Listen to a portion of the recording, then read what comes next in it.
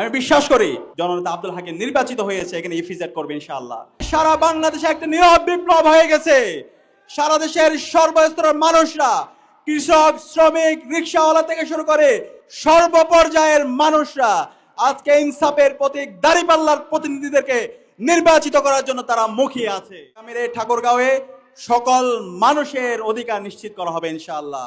আজকে আমাদের উত্তরবঙ্গের যে অবারিত সম্ভাবনা, সেই সম্ভাবনা কাজে লাগানোর জন্য এখানে একটা ইফিজেটের দরকার। আমি বিশ্বাস করি জননেতা আব্দুল হাকিম নির্বাচিত হয়েছে, এখানে ইফিজেট করবে ইনশাআল্লাহ।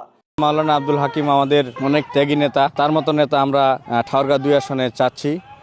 তিনি যদি জয়যুক্ত হয়ে সংসদে যেতে পারে তাহলে আমাদের ঠাকুরগাঁও 2 আসন অনেক উন্নতি এবং কি অনেক উন্নতির শিখরে নিয়ে যেতে পারবে বলে আমরা আশাবাদী। অনেক বছর তো গেল, অনেকজনকে ভোট দিয়ে দেখলাম, সবাই মিলে মনস্থ করছি জামাতের মনোনীত প্রার্থী দাঁড়িপাল্লা মার্কায় আমরা ভোট দিব। দেখে দেখে সিল মারো ভাই মার্কা দাঁড়িপাল্লা, বেছে বেছে সিল মারো ভাই।